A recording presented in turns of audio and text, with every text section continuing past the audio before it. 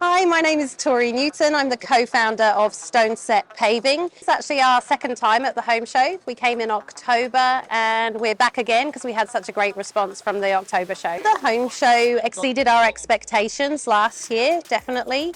We were quite apprehensive because it was quite an investment for us, and we were really pleased with the results that we got from it. So we've booked obviously this show, and we're going to Melbourne in April as well. Our first home show was in 2018, and this will be the 10th home show that we've done.